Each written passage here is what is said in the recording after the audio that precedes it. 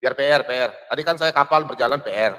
Sudah PR buat Nanya apa Pak Bam Ali? Nanti besok kita jawab buat PR. Sejarah Bu Sofiatul, sejarah turun Al-Quran, hadis, sama tafsir. Bagi saya itu tidak penting apa yang harus didebatkan, apa yang harus dicari. Kalau kebenaran itu kalau masih masalah keimanan, masing-masing itu PR satu aja Pak Ali, Pak Bam Ali, PR 1. Ada beberapa orang yang pernah mengaku mendapatkan kitab dari surga. Ya, nanti saya akan buat videonya, saya akan sebutkan nama-nama orangnya. Termasuk salah satunya Nabi Anda. Nanti besok Bapak masuk ke Pak Bombong dan jawab saya bagaimana caranya kita bisa mengidentifikasi bahwa Nabi Bapak yang mengaku mendapatkan kitab turun dari surga adalah Nabi yang sejati dan Al-Quran adalah firman daripada Allah yang sejati. Besok ya Pak Bam Ali ya.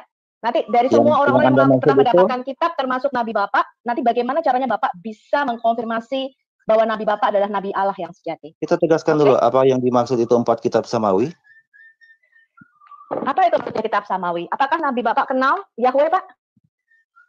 Iya, yang mau dibahas itu 4 kitab samawi. Sebentar. Quran dan Alkitab itu tidak bisa dijadikan satu karena Bapak dan kami menyembah Allah yang berbeda. Udah ya, Pak ya? Kita hidup di bumi yang sama. Sebentar. Kita hidup di bumi yang sama. Bukan, saya di planet Jupiter. Saya dari planet Jupiter. Silakan. Saya di planet Jupiter. Penciptaan itu pasti cuma satu loh. Oh, nggak bisa Pak. Bapak kan Allah Bapak mengatakan ada 7 bumi. Iya nggak? 7 lapis. Dan bumi itu di atas, sebentar. Allah Bapak mengatakan ada 7 bumi, nggak pernah ada kata lapis Pak di situ, ya apalagi lapis legit. Ya. Sebentar. Dan bumi ini ada di atas punggung ikan paus yang besar. Itu buminya Bapak. Kalau buminya saya beda, buminya saya nggak di atas ikan paus. Oh, di 4 penjuru gitu, kotak. Bukan. Nanti kita bahas. Coba Bapak besok jelaskan sama saya ikan pausnya itu kemana Pak? Namanya siapa? Setahu saya ikan pausnya namanya Nun. Paus atau kitab yang turun dari langit. Kalau turun dari langit atau dari surga, itu 4 kitab samawi. Kalau mau dibahas tentang kitab yang turun dari langit, saya tanyakan apakah yang dimaksud 4 kitab samawi, kemudian Ibu sendiri tidak tahu. Di sini ada Pak Bombom, Ibu Aubrey, Pak Anas, ada Pak Emmanuel Slamet Triadi, banyak mantan-mantan Islam di sini, Ibu Liso. Coba tanya sama semua teman-teman yang di sini, apakah Taurat, Zabur, dan Injil turun dari langit? Kan? Kita yang dimaksud turun dari langit itu ucapan langsung dari Tuhan. Apakah kitab turun dari langit? Absolutely tidak ada. Iya, berarti kalau bukan dari langit dari siapa? Itu hayalanmu, ada kitab turun dari langit. Oh, bukan kitab turun dari langit, ucapan yang diperintahkan dari Tuhan, dari Tuhan langsung itu orang dari langit. Kitab itu apa artinya, Pak? Sebentar, saya tanya Pak Bam Ali. Yang bisa kami orang muslim seluruh dunia bisa berbahasa Arab dan kami hafal Al-Quran. Kami jutaan muslim seluruh dunia hafal Al-Quran. Saya tanya kitab itu artinya apa, Pak? Ya udahlah. Anda sendiri kan Alkitab sendiri kan bukan kalimat dari Anda. Saya cuma tanya satu hal. Ini paling mendasar. Paling mendasar. Iman Bapak mengatakan ada kitab turun di malam Lailatul Qadar. Ini mau dibahas sekarang?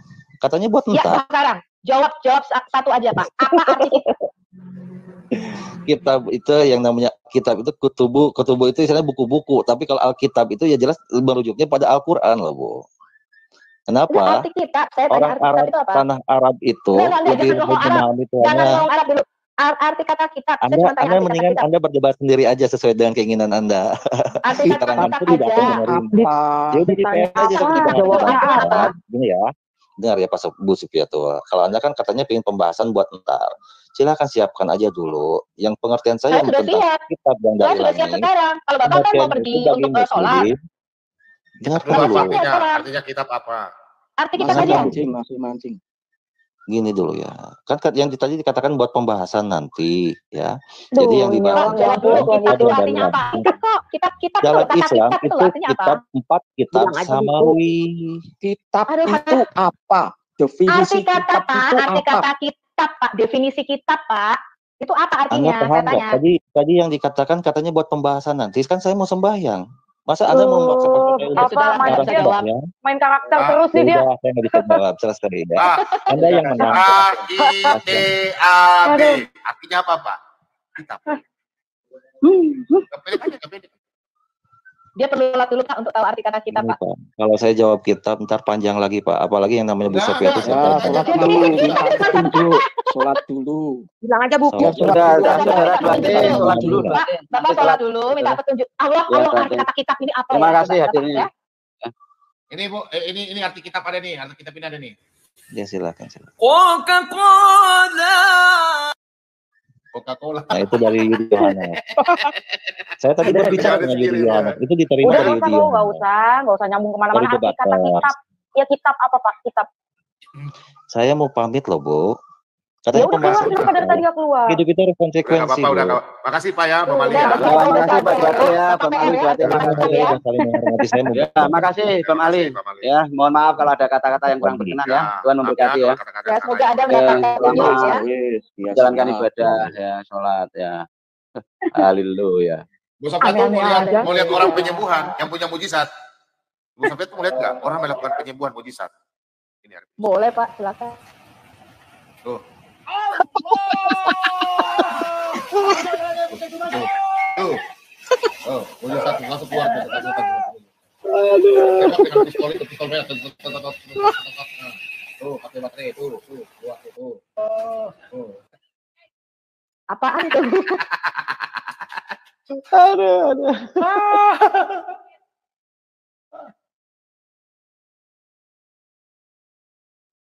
Wah, teman-teman ini benar-benar orang-orang kuat ya.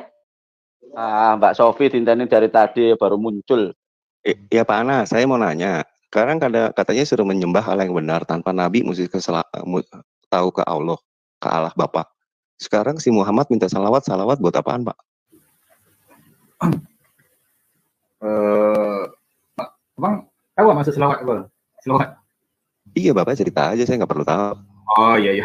Dia kan panjang-panjang je tadi, pening kepala dengar. Kalau boleh pendek, selawat tu adalah macam kalau kita selawat tu sebenarnya macam kita respect keberkatan. Macam kalau kita baca ada ayat Allah, ayat Quran kan, Allah memberkati Nabi Muhammad. Maksudnya ada respect pada dia kerana telah membawa ajaran daripada Allah menuju kebenaran. Itu ya. Terusnya biar Muhammad dan keluarganya diselamatkan, itu salawat bukan Pak? Oh, macam mana? Keluarga Muhammad diselamatkan mana? Ya, biar keselamatan Muhammad dan keluarganya. Oh, ya, sama lah. Maknanya keluarga Nabi itu pun kami respect. Iya, jadi Muhammad bisa bawa selamat nggak Pak? Muhammad. Keluarganya aja minta keluarganya Muhammad aja minta umatnya mendoakan biar selamat, betul nggak Pak? Oh, bukan macam doa selamat, bukan. Maknanya Anda terima kasih sebab bawa ajaran. Respect itu udah jelas-jelas ditulis biar keluarga Muhammad diselamatkan, betul kan Pak? Muhammad dan keluarganya keluarga Muhammad kayak nggak tahu lah kalimatnya gimana. Oh iya betul. Nah itu keluarganya. Jadi Muhammad bisa bawa selamat nggak Pak? Keluarganya aja kagak bisa diselamatin Pak. Gimana dia menyelamatin Bapak? Nah lu kagak bahasa Arab Bapak kagak ngerti, apalagi gimana mau ngomong sama dia? Oh iya betul. Nah itu Pak. Jadi Bapak ngeklaim seperti itu Bapak salah gitu. Karena Bapak sendiri nggak ngerti gitu, nggak ngerti iya. itu apa. Tapi kalau saya terang nanti tolong paham Maknanya yang selamat itu sebenarnya ajaran yang dibawa. Ajaran yang contoh macam Iya bukan gitu Pak. Kalau misalnya Bapak ngomong ke ajaran lagi, emang sebelum ada Islam ada orang yang membela agama. Sebelum Islam sudah Rasul. Enggak, sebelum ada Islam ada orang perang untuk membela agama. Harus. Sebab kedatangan Muhammad itu membawa keluar dari kegelapan. Itu yang kenapa. Kalau lain-lain itu saya kena panjang pening. Bukan, saya cuma nanya. Enggak, saya cuma nanya seperti ini. Sebelum ada Islam, ada orang perang untuk membela agama. Contoh perang apa?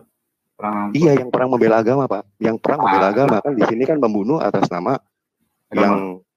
Atas nama dikit teriak takbir. Sebelum, di mana? Sebelum Nabi Muhammad datang atau bagaimana? Iya, sebelum ada Islam, ada orang perang membela agamanya enggak, Pak? Oh, itu agama dia. Tidak ada masalah kalau dia membenarkan ya, agama sebelum ada Islam, Pak. Sebelum Islam ada, Bapak pelan-pelan deh. Sebelum Islam ada orang yang perang untuk membela agama enggak, Pak? Sebelum Islam ada orang perang untuk agama. Mungkin ada untuk agama kan? Perang untuk agama. Iya. Nah, ya agama apa? Jangan mungkin, Pak. Karena Allah Maha tahu. Betul. Nah, Bapak mesti jawab karena Bapak bilang Allah Bapak kan yang paling benar. Nah, Bapak mesti jawab, ada orang perang untuk membela agama nggak, Pak? Oh, tak tahu lah saya kalau ada perang untuk agama dong. Saya tahu Islam ya. Enggak, Pak. Indonesia aja perang membela negara, Pak. Oh, Belanda. Ada yang perang membela agama. Yang perang membela agama cuma apa, Pak? Cuma Islam. Oh, iya. Umat Islam ini nah, gitu, Pak. Oh, iya. Nah, itu semua perang Islam kan, kalau di Indonesia kan majoriti Muslim. Siapa yang memerangi Indonesia? Bapak kalau ngomong ke sana saya nanya, waktu Mekah, Oh, Mekah, iya. Mekah itu orang kafir apa? Mayoritinya orang kafir apa orang Islam? Waktu zaman Mekah. Khadijah masih kecil. Sama Khadijah masih kecil, Islam belum datang. Oh, masa itu mungkin jahiliyah mungkin. Menyembah patung-patung. Mau kan. jahiliyah, Oh, iya. mau jahiliyah artinya apa sih, Pak? Orang zaman jahiliyah ada orang yang ngawinin anak kecil nggak, Pak? Oh, ada. Ada. Jadi Muhammad bawa apaan kalau dia ngawinin anak kecil juga? Oh, iya. Dia apa? Iya, Sandi. Oke, saya tengah ini. Jangan, biarkan Pak Anas yang menjelaskan ya. Bukan, tadi tanya panjang nanti orang paham kalau tanya. Saya sebenarnya Iya. tak risau nak nyembah. Iya, Pak Anas. Panas. Aduh, itu. Panas bisa bahasa Arab nggak sih? Hah? Pak, Aduh, Panas ini. bisa bahasa Arab nggak? Iya. Apa dia? Pak Anas bisa bahasa Arab? Bisa bahasa Arab? Oh, tak selancarnya, tak sepenuhnya. Kecil-kecil belajar. Tak lancar pula Tak wajib pun bahasa Arab tu. Yang kita faham ajaran sudahlah. Nggak, gini. Pak, kita kan Iya. orang-orang percaya Tuhan nih, orang-orang beragama. Ah. Sebenarnya untuk apa sih kita beragama, Pak? Gini, kalau tadi kita bicara orang ateis juga banyak berbuat kebaikan. Saya nggak pernah dengar ada orang ateis membunuh gereja. Saya nggak pernah dengar ada orang ateis membunuh demi nama Allahnya. Orang ateis kebanyakan justru menghormati hak asasi manusia lebih daripada orang-orang beragama. Artinya toleransi mereka sangat besar. Mereka juga melakukan kebaikan. Orang ateis nggak pernah bikin kerusuhan. Orang nggak percaya Tuhan nih. Ya kan? Orang-orang dia tidak percaya Tuhan, tapi tidak semua orang. Tapi daripada mana dia tahu baik dan buruk? Daripada mana dia tahu baik dan buruk tu? Orang ateis tak Tuhan kan agama kan? Mana dia tidur Kalau orang baik agama? dan buruk itu, ya baik dan buruk itu karena kita makan buah pohon pengetahuan baik dan jahat. Jadi Buah pengetahuan. Di dalam hati kita itu, sekalipun kita tidak beragama, Tuhan sudah tanam itu. Tetapi kebenaran itu nggak bisa dari buah pohon pengetahuan baik dan jahat. Kalau Bapak mau tahu kebenaran, Bapak harus makan dari buah pohon kehidupan. Nah, itu bedanya. Jadi kalau baik dan jahat, orang ateis juga bisa melakukan kebaikan. Mereka juga penuh belas kasihan. Ya, nggak ada orang menolong orang lain dan sebagainya. Toleransi, ya itu mereka orang-orang ateis juga bertoleransi. Mereka juga nggak bunuh orang. Ateis nggak bunuh orang sembarangan, ya kan? Nah, sekarang tujuan kita beragama percaya hal-hal yang goib, hal-hal yang tidak kelihatan, percaya surga, percaya neraka, percaya Tuhan yang Bapak nggak pernah lihat, percaya malaikat. Untuk apa Bapak beriman? Apa tujuan Bapak beriman? Oh, dan saya memanglah kalau kita belajar agama ni untuk masa akhirat nanti dunia kan sementara. So kita ikutlah perintah Allah yang bagi itu, bukan masalah. Tenang aja, apa pun banyak. Saya lihat di sini kan, kita jadi susah tu sebenarnya. Dia susah. Orang jadi tujuannya apa? Tujuannya Bapak apa beriman? Tujuan kita ni akhirat nanti.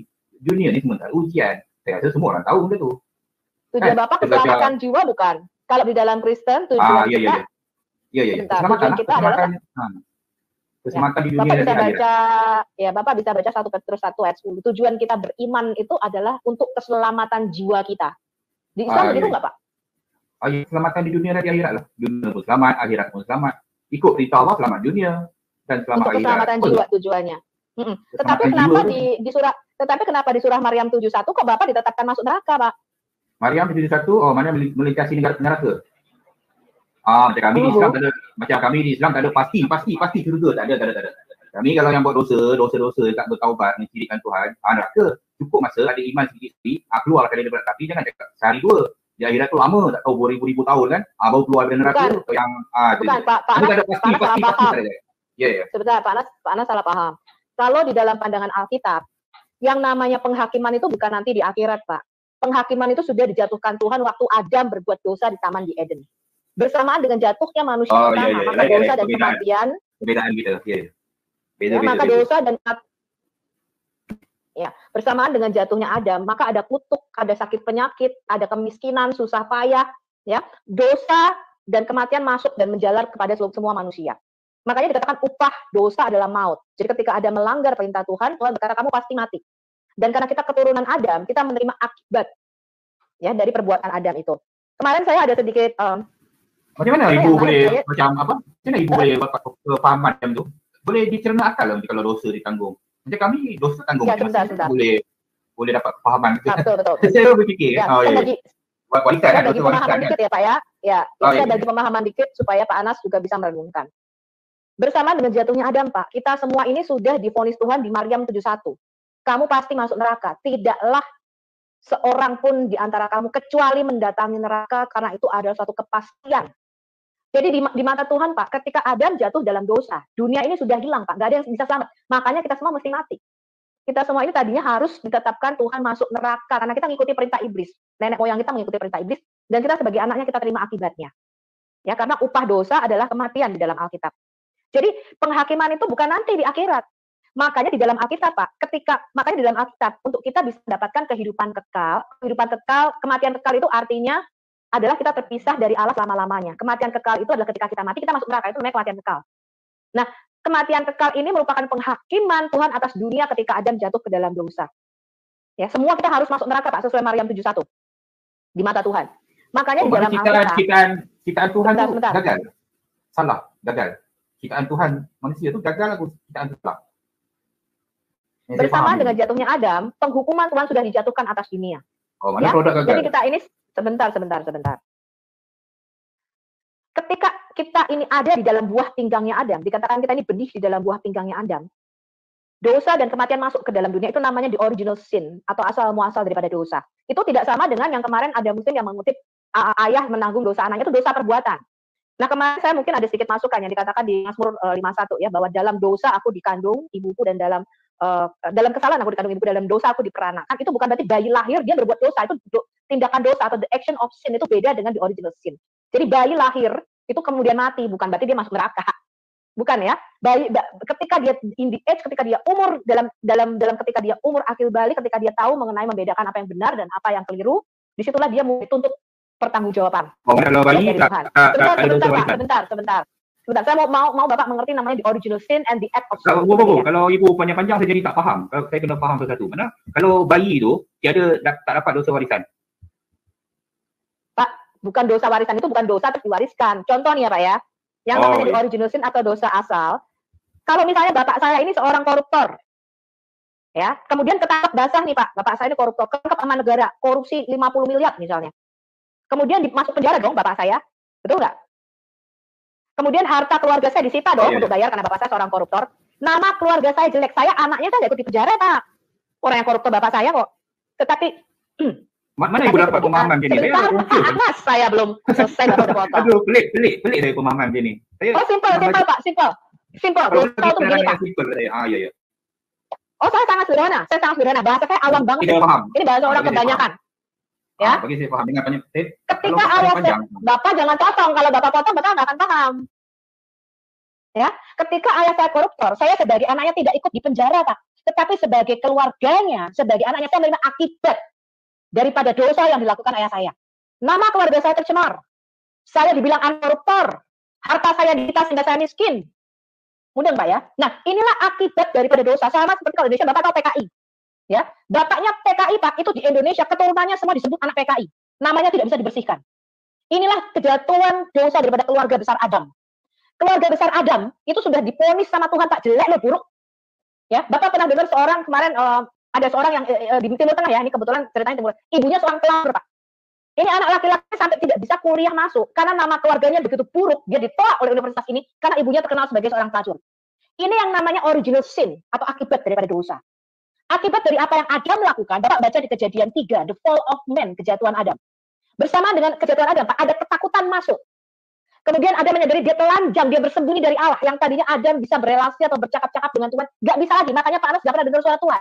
Bapak sholat sehari 5 kali, tapi Bapak nggak bisa berkomunikasi dengan Allah. Karena jalan atau pintu relasi kita dengan Bapak itu sudah ditutup sama Tuhan akibat dosa. Alkitab mengatakan yang memisahkan kita, yang menjadi dinding atau tembok, sehingga kita tidak bisa berhubungan dengan Allah adalah segala dosa kita. Makanya bersama dengan jatuhnya Adam, pintu relasi itu ditutup. Bapak nggak bisa lagi berhubungan dengan, Bapak nggak bisa kenal Tuhan. Bapak nggak bisa seperti Adam, bercakap-cakap bersama dengan Tuhan, berjalan bersama dengan Tuhan. Sampai di sini mudah dulu ya. Itu namanya akibat daripada the original sin atau dosa asal. Itu beda dengan tindakan dosa. Ya, kita semua punya tindakan dosa, berzina, berbohong, mencuri, sombong, macam-macam lah. Itu beda, Pak. Itu bukan original sin. Itu adalah tindakan dosa. Ya, itu bedakan itu. Ya, setiap orang akan dihukum masing-masing sesuai dengan tindakan dosanya masing-masing. Tetapi di original sin atau dosa asal ini tidak bisa dipungkiri. Ada kematian masuk ke dalam dunia. Bapak dan saya tandanya orang suci itu nggak mati, Pak. Ya, karena upah dosa itu adalah kematian. Kalau Bapak mati, artinya Bapak orang berdosa. Gampangannya gitu loh, Pak. Ya, yang nggak mati di dalam Alkitab itu Pak bisa dihitung, Pak. Yesus itu tidak mengalami kematian. Kenapa? Dia bangkit. Itu tandanya menunjukkan dia orang benar. Makanya dikatakan dengan kebangkitan Yesus, Allah membenarkan semua apa yang dia katakan. Ya, karena Yesus tidak mengalami kematian, nggak seperti Nabi Bapak. jadi Pak, kenapa kita percaya kepada Yesus sebagai jalan kebenaran dan hidup? Dia itu sekarang di surga, Pak. Dia tahu jalan ke surga. Yesus mengatakan begini, Pak. Aku ini datang dan turun dari surga. Aku berasal dari atas, kamu dari bawah. Aku bukan dari dunia ini, tapi kamu berasal dari dunia ini. Dan Yesus mengatakan, tidak seorang pun tahu jalan naik ke surga, kecuali daripada dia sang anak manusia yang telah turun dari surga. Yesus mau ngomong gini, Pak.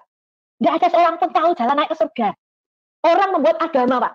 Untuk apa? Untuk bisa aku selamat, kayak Bapak tadi loh, supaya selamat di dunia dan akhirat. Itu orang menciptakan agama.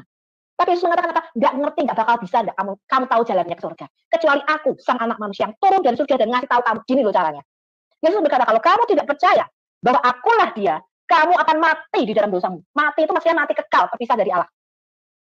Nah, jadi kalau Pak Anas tidak percaya bahwa Yesus adalah sang firman yang menjadi manusia, dan Bapak tidak mengakui dia sebagai Tuhan, Bapak tidak mengakui dia mati di atas kayu salib bagi dosa-dosamu, dan Bapak tidak mengakui dia bangkit pada hari ketiga, Bapak akan mati selama-lamanya terpisah dari Allah. Tidak ada keselamatan.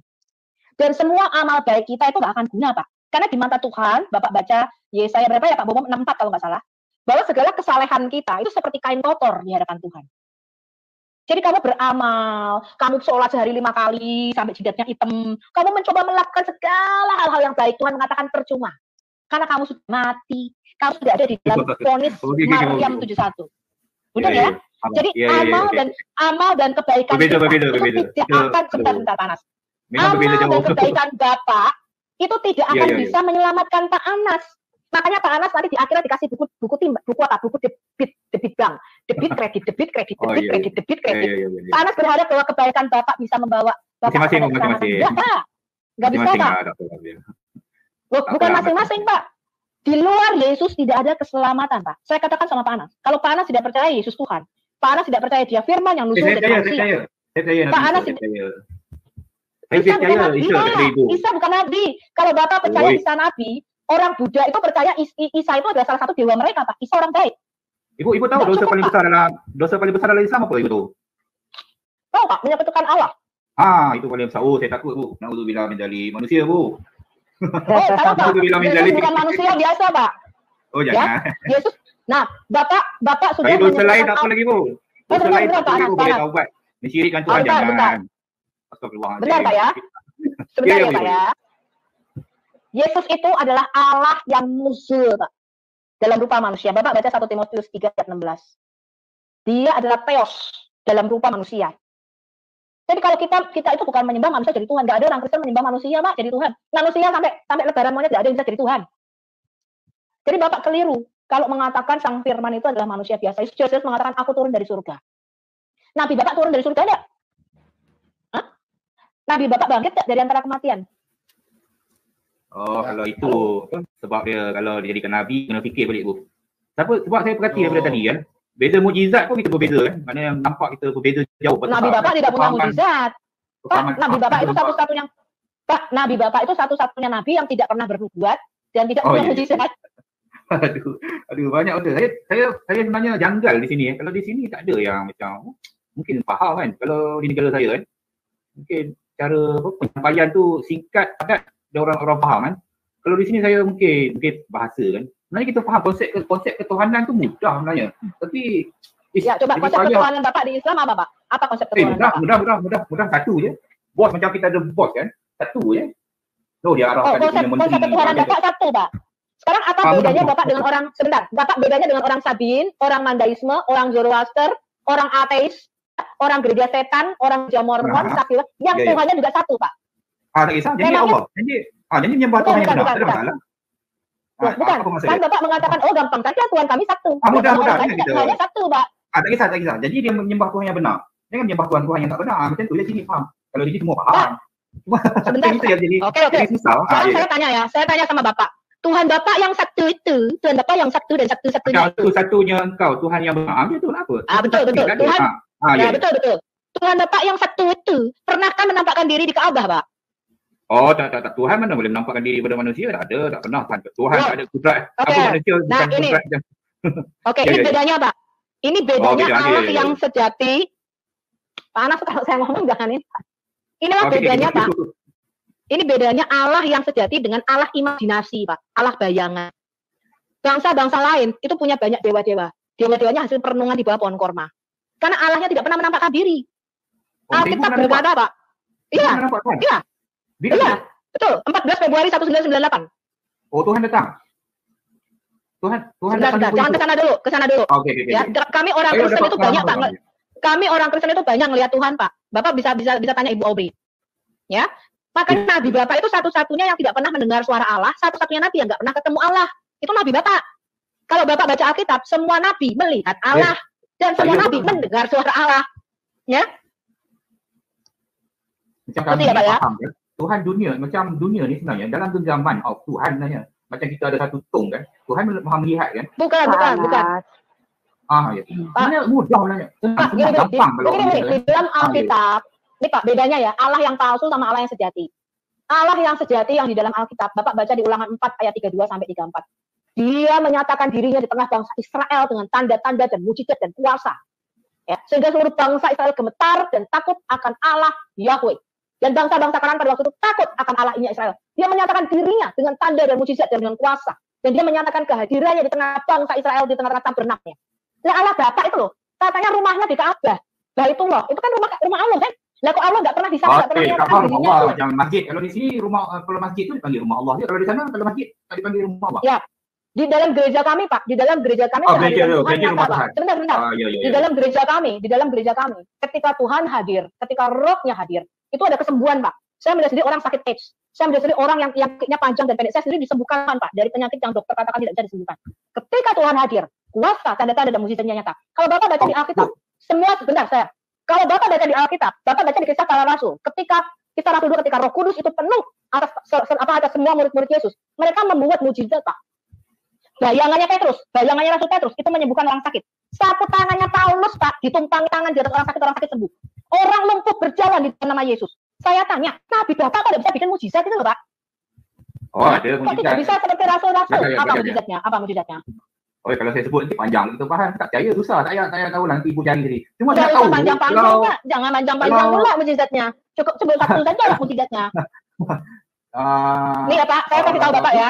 Petrus dan Yohanes. Sebentar. Petrus itu membangkitkan orang mati. Sebentar. Ini belum Yesus loh. Ini belum selevel Tuhan loh Pak. Belum selevel manusia nih, selevel Rasul. Petrus membangkitkan orang mati. Bayangannya menyembuhkan orang sakit. Dia Rasul Yohanes menyembuhkan orang lumpuh. Paulus membangkitkan Paulus yang dihina-hina orang muslim membangkitkan orang mati. Sapu tangannya membuat orang sakit sembuh. Saya tanya mujizat Muhammad satu aja Bapak. Apa mujizat Nabi Bapak? Tahu nanti ibu cari ya. Kalau nanti cakap membelah bulan, membelah apa. Cari saya ibu cari. Nanti cakap panjang. Dicari ini kamu satu aja. Tengok kamu dah bilang Belah durian dalam celana kalian sedikit. Membelah durian, membelah langit, membelah Kalau panas dia nak pelik ini saya pelik. Panjang nanti Boleh itulah bola durian lah. Ibu kalau saya nak tanya, kalau saya nak tanya kalau kita menyembah, kalau tak menyembah Yesus kepada Bapa boleh tak? Kalau Yesus tak ada, terus kepada Bapa boleh tak? Apa? Kalau kita menyembah kan, terus kepada Bapa. Tak, Yesus jangan menyembah Yesus, terus menyembah pada Bapa ni Yesus. Kan Yesus tu anak kan? Terus menyembah pada Yesus terus Bapa. Boleh tak? Boleh tak kalau macam tu? Tanpa Yesus Bapak tidak bisa mengenal Allah Bapa. Karena Allah Bapa itu tidak terlihat. Iya. Bentar. Allah Bapa sebentar. Okey.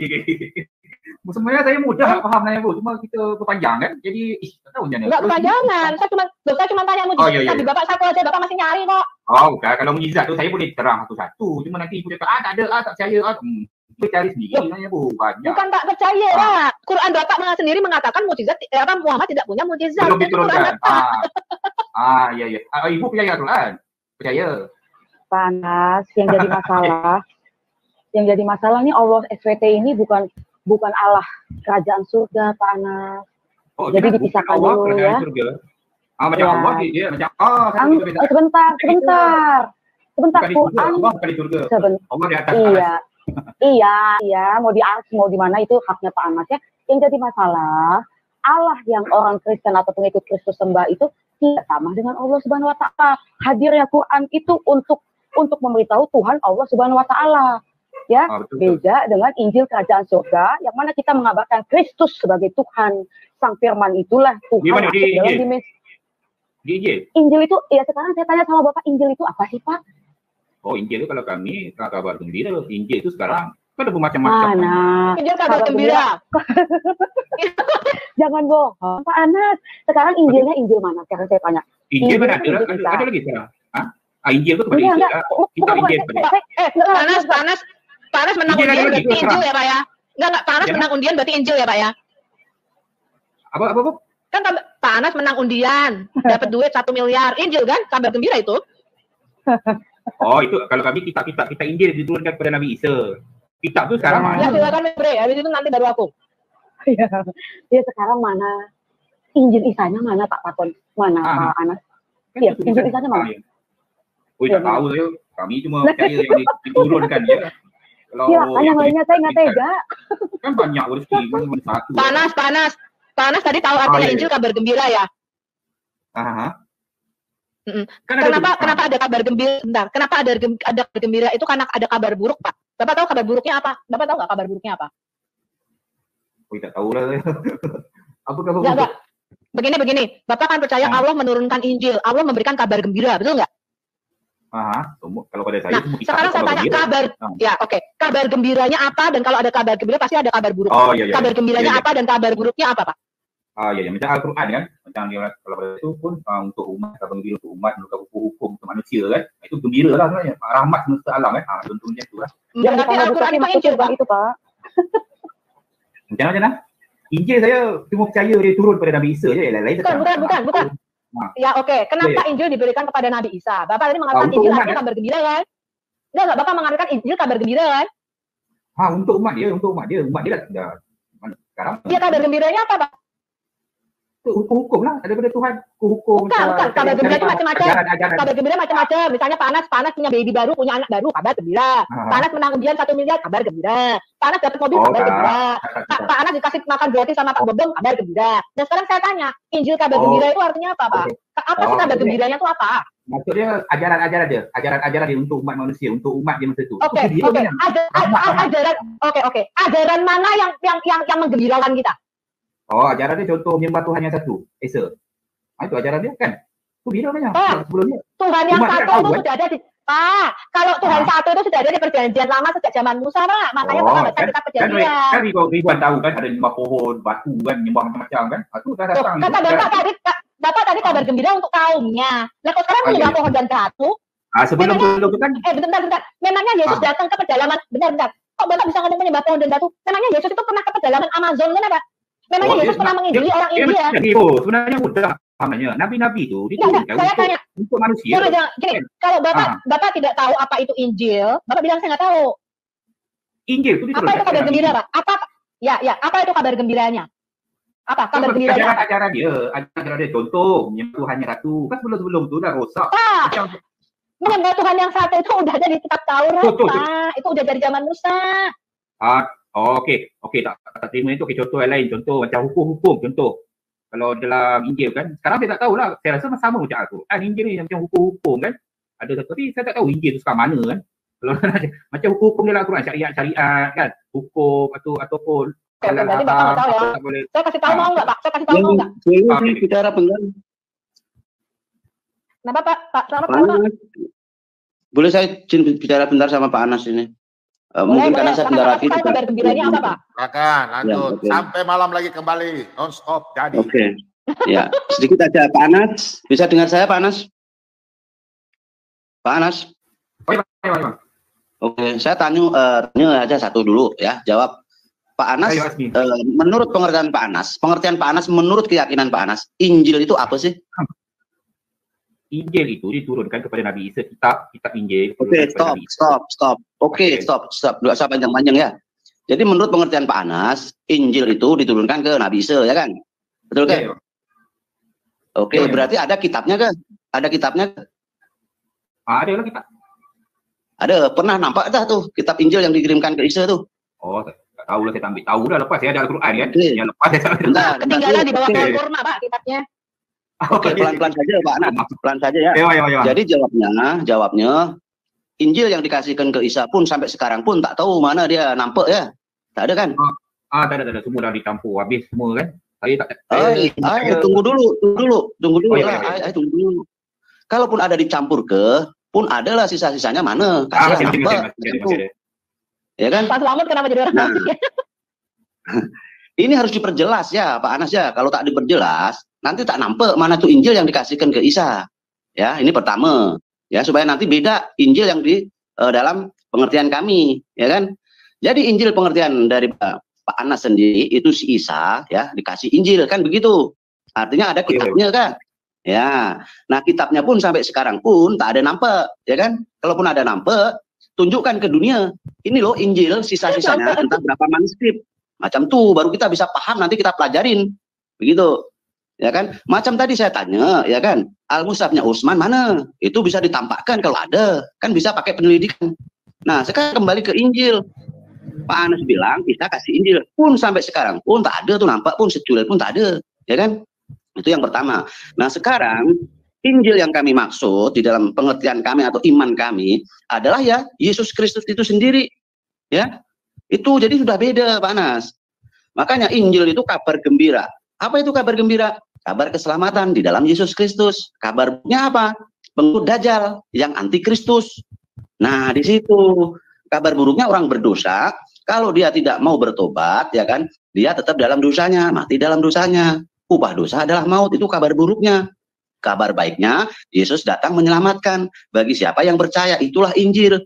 Ya, betul itu. Injil di dalam sampean. Yesus Kristus maupun Injil yang diberikan Isa. Macam tuh. Oke, itu aja dari saya. Jadi, bentar lagi saya ada doa bareng. Ya, amin. Oke, silakan Bu Kopi ya. Oke, lanjut. Ya. Jadi saya, Pak Gomom, saya tegaskan ya saya Pak. turun dulu Pak Gomom ya. Oke, Tuhan memberkati semuanya. Yuk, salam. Silakan. Yes. Ya, jadi gini Pak Anas. Bagi orang Kristen, Injil itu bukan sebuah kitab, Pak. Injil itu dikatakan di Roma 1, diberitakan dari sejak zaman nabi-nabi di kitab Taurat. Injil yang pertama itu ada di kitab Taurat, Kejadian 3 ayat 15. Taurat kitab. Sebentar. Ketika manusia jatuh ke dalam dosa, Tuhan sudah menjanjikan kabar baik, yaitu ada seorang penebus nanti yang akan lahir. Dan itu penebus ini diberitakan terus melalui nubuatan oleh Musa dan para nabi. Ada sekitar 350 nubuatan janji mengenai kedatangan Mesias atau sang penebus itu. Jadi di dalam Alkitab kita yang namanya kasih karunia, kebenaran, dan keselamatan itu bukan kitab, Pak. Tapi seorang pribadi namanya Yesus Kristus. Ya, makanya di Yohanes 1 ayat 17 mengatakan hukum Taurat diberikan oleh Musa, tapi kasih karunia dan kebenaran datang di dalam nama Yesus Kristus. Jadi bagi kita firman itu bukan buku, Pak. Itu buku namanya tulisan atau grafe. Firman itu ada 1 Yohanes 1 ayat 1 sampai 4. Sebentar. Firman itu ada 1 ayat 1 sampai 4. Yaitu sang firman hidup yang berjalan dan berbicara yang kami raba dengan tangan kami lihat dengan mata kami dengar dengan telinga kami tentang sang firman hidup, kata Rasul Yohanes, itulah yang kami tuliskan kepadamu. Itulah Injil, Pak. Itulah kabar baiknya. Kabar buruknya apa? Kenapa Tuhan memberikan kita kabar baik? Karena ada kabar buruk. Kabar buruknya tadi loh, Pak, di Taman di Eden. Bersama dengan jatuhnya Adam, kita semua ini sudah kena Maryam 71. Tidaklah seorang pun di antara kamu ditetapkan kecuali mendatangi neraka, dan itu adalah suatu kepastian dari Tuhanmu. Nah, kita sudah menerima kabar buruk, Pak. Makanya Tuhan memberikan kita kabar baik. Macam penulisan apa, kalau ibu cakap Injil ya, penulisan Injil itu berapa ratus tahun? Penulisan dia baru selesai. Nah, begini. Alkitab Kristen itu terdiri dari 1.500 tahun. 1.500 tahun. 1.500 sampai sekarang. Jadi Alkitab kok sampai sekarang, Pak? Kayak kita bubar, Pak. Orang namanya yang nulis Injil. Ya, penulisan tuh 1.000. Oh iya, Pak. Iya, Om. Iya. Kitab Taurat itu ditulis 1470 sebelum Masehi. Kemudian Injil itu 90 Masehi, dari 0 ke 90 ke bawah. Jadi semuanya 1535 Masehi. Oke? Do you understand? Tidak ada lagi. Oke. Tidak ada lagi 500 tahun. Revisi. Kalau kita perhatikan banyak Injil yang kayak Injil palsu kan, itu sebenarnya dari mana tu? Siapa yang buat tu? Kalau versi banyak. Injil palsu. Orang Arab. Orang Italia. Ada orang. Injil palsu banyak, Pak. Jadi gini. Setelah kanon ditutup. Oh iya.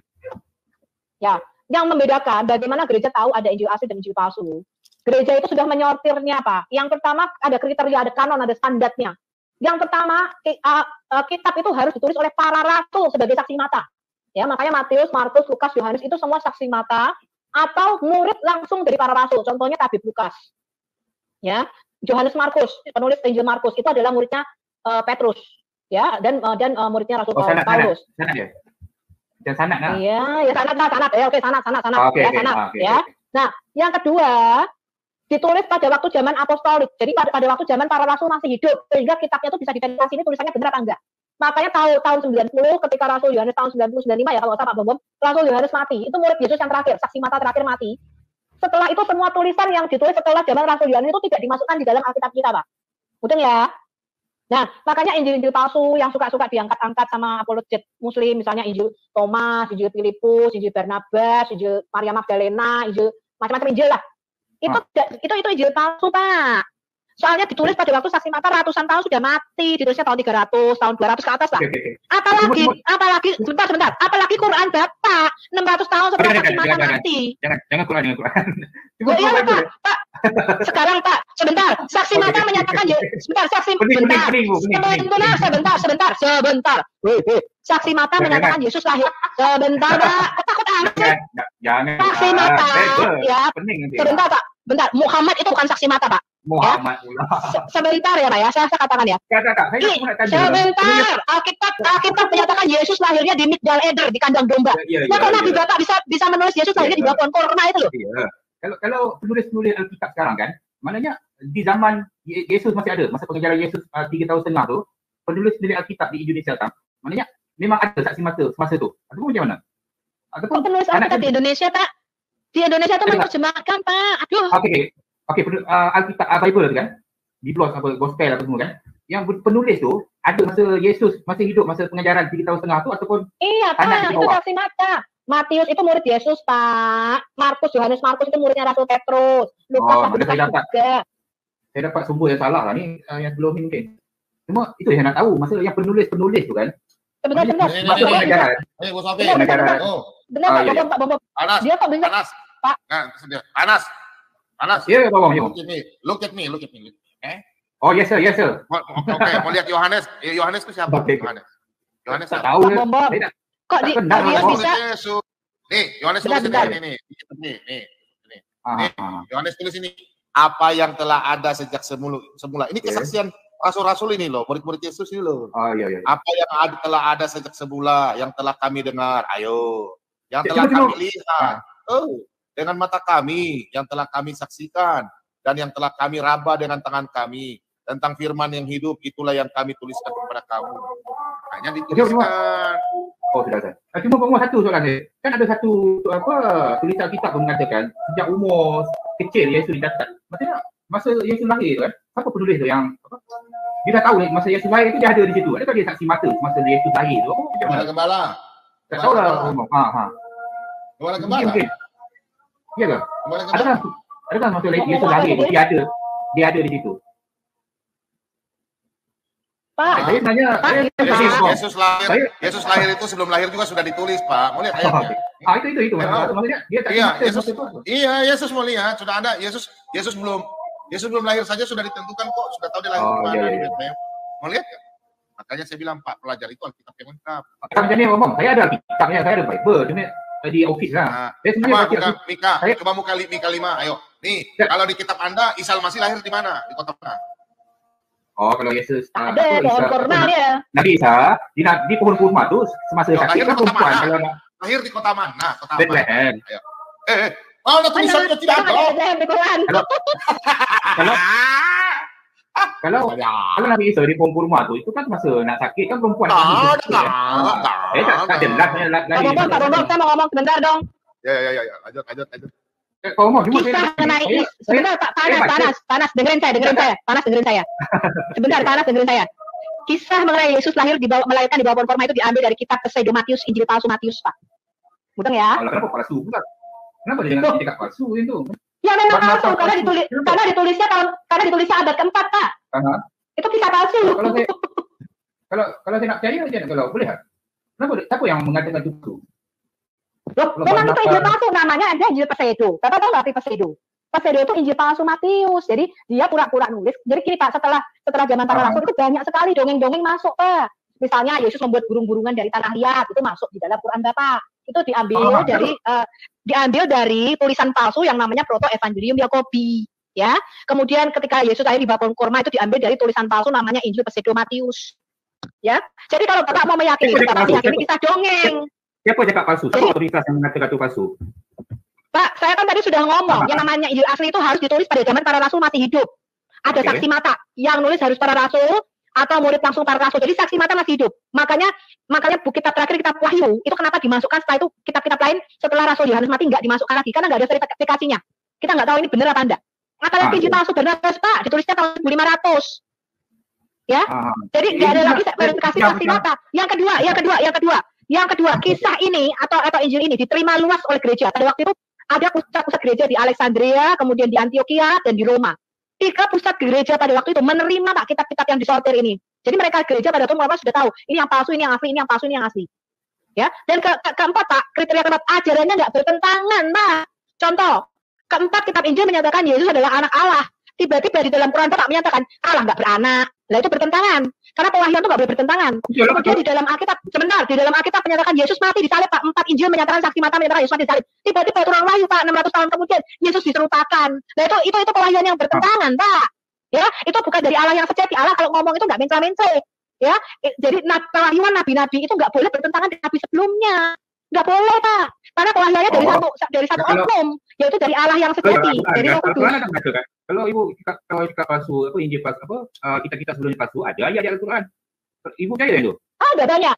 Ada. Bapak mau saya tunjukkan sumber-sumber kisah cerita di dalam Quran. Memang. Kan Al-Quran mengatakan Injil sebelumnya dicampur aduk tangan manusia. Ibu pernah kaji ya itu? Ada kontradiksi ataupun ada pada abad ke-7 ketika Nabi Bapak kira-kira tahun 610 memproklamasikan diri mendapatkan pewahyuan.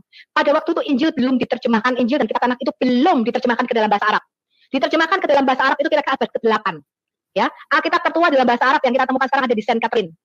Ya, kita temukan di sana. Itu baru itu tertua yang diterjemahkan dalam bahasa Arab. Nabi Bapak itu mendapatkan cerita-cerita dongeng campuran. Contohnya cerita mengenai Salomo bicara sama semut. Ya, itu dongeng Yahudi, Pak. Namanya The Jus. Ya, kemudian Nabi Bapak mendapatkan cerita mengenai Yesus lahir di bawah pohon kurma, ya, membuat burung-burungan dari tanah liat ketika dia masih bayi. Itu cerita dongeng. Kalau kita ini Bu, kalau semua kitab tuh daripada Tuhan, betul? Daripada Tuhan kita masih satu. Tidak dong, Pak. Enak aja semua kitab daripada Tuhan. Tahu, maka sebentar. Ada Tuhan lain. Ini Tuhan ada banyak. Atau macam mana? Kan semua kitab dari Tuhan satu, betul? Apa ciri? Sebentar. Kok semua kitab dari Tuhan sih? Bapak ini ngelindur ya? Oke, kitab Injil, kitab dari Tuhan dari mana? Kitab Injil, Taurat, Musa, Zabur, Al-Quran semua daripada Tuhan yang satu, betul? Ataupun ada Tuhan lain. Kitab itu apa sih? Bapak ini kayaknya keliru deh ya. Kitab itu apa kitab? Arti kata kitab itu apa, Pak? Kitab itu apa? Buku suci yang mengandungi buku suci yang mengandungi ajaran-ajaran dan syariat itu memang Injil, Taurat. Pak, Bapak tahu ada berapa kitab manuskrip Perjanjian Lama, Pak? Bapak tahu nggak ada berapa kitab yang ditulis oleh orang-orang zaman kuno sebelum ditemukannya mesin cetak Gutenberg? Bapak tahu ada berapa tulisan, Pak? Tulisan Plato, tulisan Plinius Muda, tulisan Thukydides, tulisan Iliad. Itu semuanya apakah dimasukkan di dalam Alkitab? Iya, maksud saya semua itu pasti ada Tuhan satu, mana ada Tuhan lain, betul? Kita bumi ini satu kan? Tulisan Plinius dari Tuhan, tulisan Sokrates dari Tuhan. Bapak ini masuk ya? Apa dia? Saya nggak mampu saya Islam. Kitab itu banyak, Pak. Yang banyak, Pak. Aduh, Bapak baca sejarah. Sebentar. Bapak tahu sebentar. Bapak tahu nggak siapa itu Sokrates? Bapak tahu nggak siapa itu Thukydides? Bapak tahu nggak siapa itu Plinius, Pak? Bapak tahu? Bapak tahu siapa Flavius? Bapak tahu siapa Flavius Josephus? Bapak tahu? Wih, tak tahu saya tahu Al-Quran ya. Iki makanya bacanya nek Al-Quran tok. Sudah baca Al-Quran nggak tahu bahasa Arab. Bapak belajar sejarah deh, Pak. Bukan gini, Pak, supaya Bapak nih, Pak Anas, Bapak sudah usia berapa? Kita bilang Bapak luas pandangan Bapak luas. Bapak itu baca sejarah, Pak. Bapak itu baca sejarah, jangan cuma baca Quran. Baca sejarah, Pak.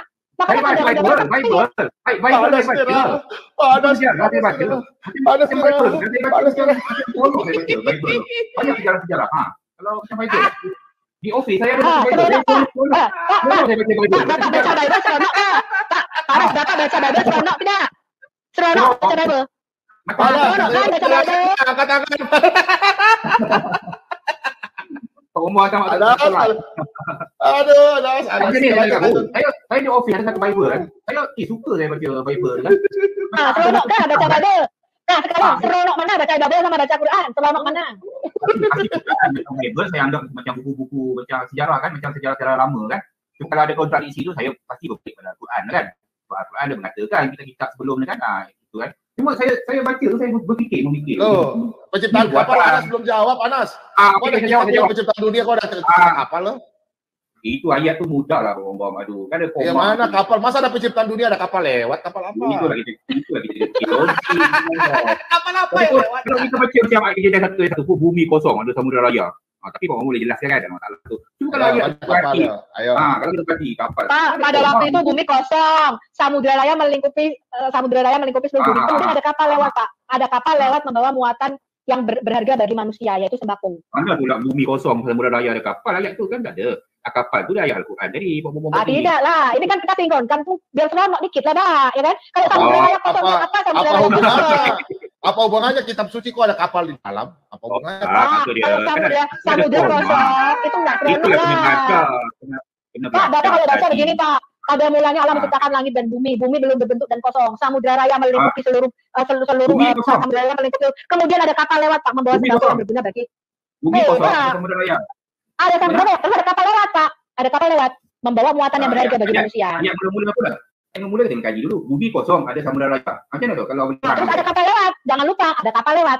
Oh, bersambung-sambung. Kitab bersambung-sambung. Ada seronok dikit, Pak. Ada seronok dikit ada kapal lewat. Itu pabriknya di mana, Pak Anas? Pabrik kapalnya? Itu ada. Kalau kita terang kan seronok gitu. Kalau buat kapal kan kita faham Al-Quran ni pengajarannya itu kan pengajaran. Pada awal Pak Anas. Iya, pada Pak Anas. Ini logika makan. Kita faham itu ada ayat. Iya, ini kan noise ya. Pak Anas. Dua Bre punya mic. Cabut dulu headsetnya. Iya. Enggak pakai headset, Pak.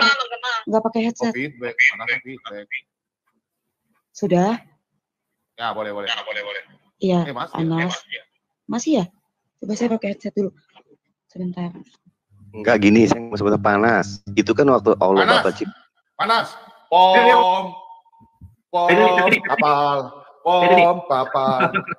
Kapal. Aku berenang.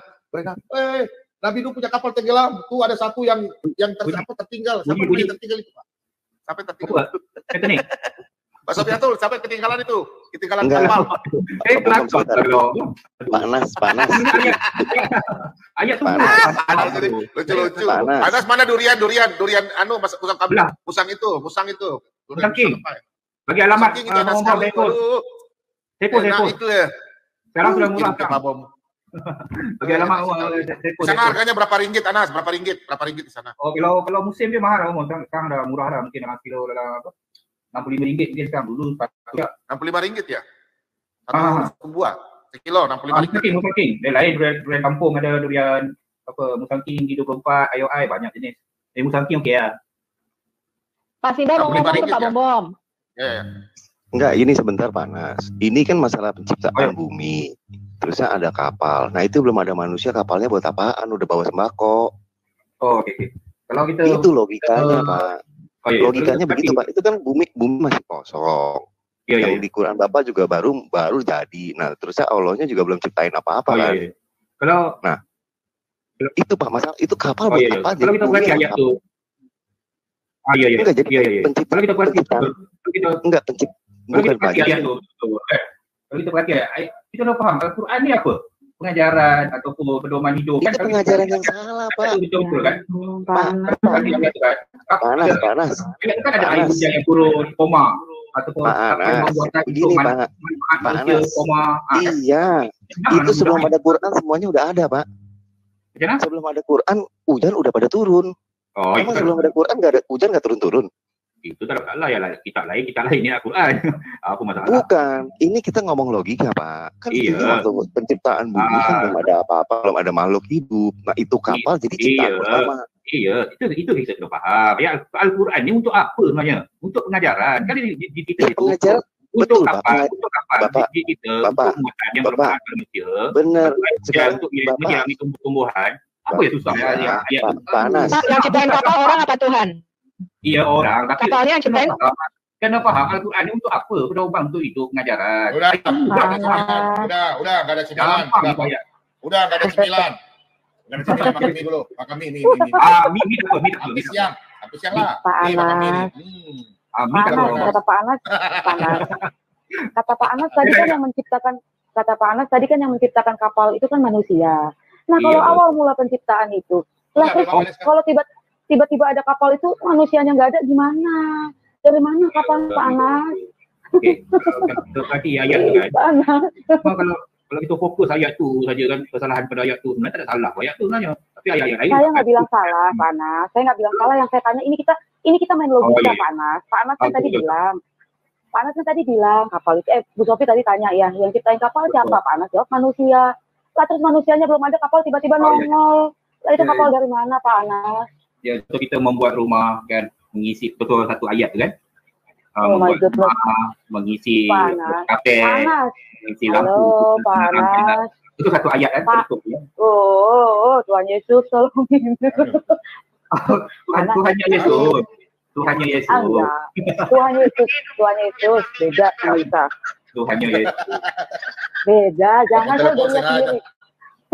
Kan kalau kita menyicil rumah kan salah satu ayat kan. Bapak Panas gini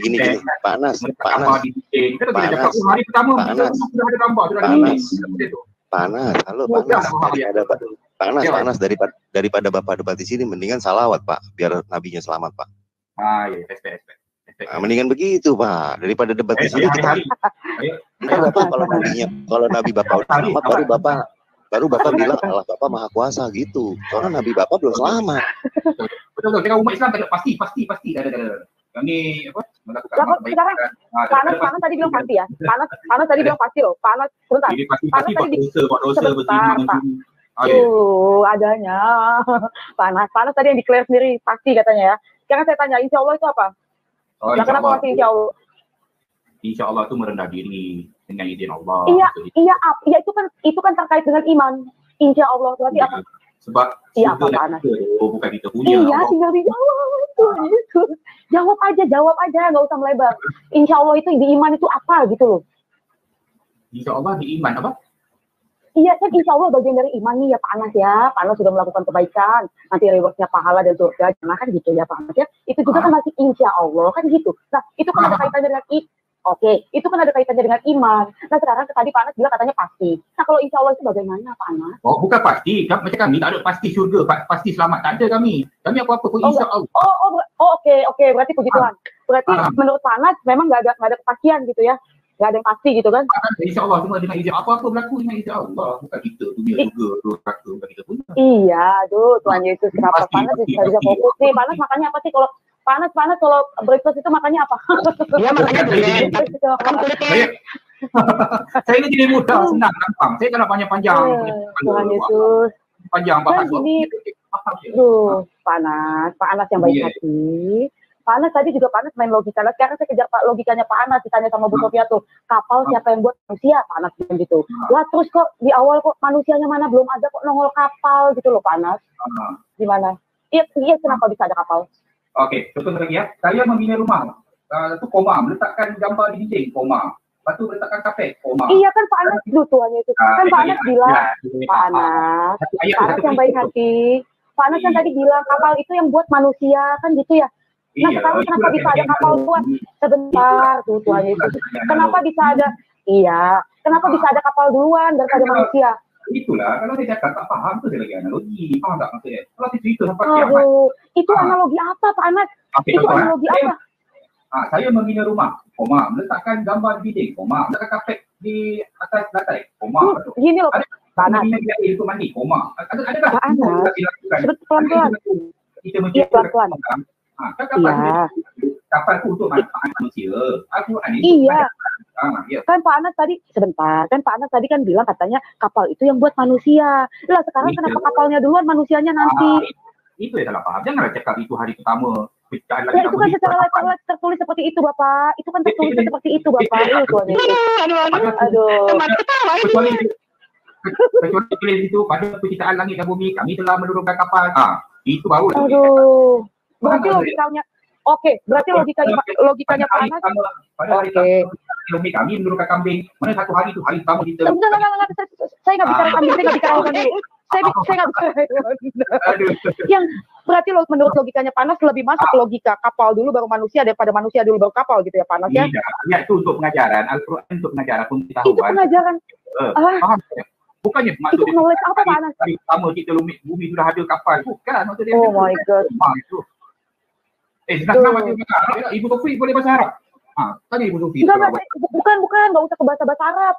Yang saya tanya sama Pak Anas. Tadi kan Pak Anas bilang jawab pertanyaan Ibu Sofi. Kapal itu yang menciptakan kapal itu yang menciptakan manusia gitu kan Pak Anas. Lah kenapa kok kapal duluan daripada manusia? Logikanya di mana? Kena cakap. Kalau nak bagi penjelasan susah. Kita cerita satu cerita kan. Bukan kita cerita. Ya udah. Nanti lah saya fikir.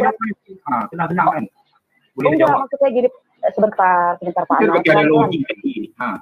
Iya itu analogi apa? Analogi yang benar itu manusianya dulu baru kapalnya. Gitu loh Pak Anas. Bukan macam tu. Kan ada koma di situ.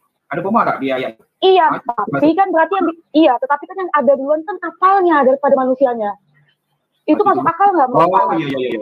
Ada duluan kapal daripada manusia. Itu saya cakap.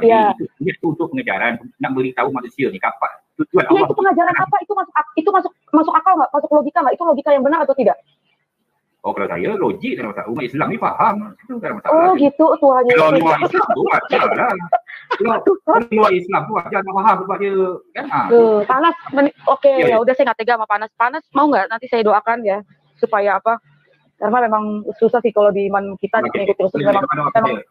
Tapi doakan Tuhan Yesus lah dengan Tuhan Yesus. Salah. Enggak, maksud saya gini ya Pak Anas. Maksud saya gini, kenapa saya diskusi ini dengan Pak Anas dan Bu Sofiatul dan kawan-kawan? Maksud saya itu supaya Pak Anas itu cara Pak Anas berpikir itu mindset Pak Anas itu berpikir itu logikanya. Ibu, kalau ayat itu loh Pak Anas.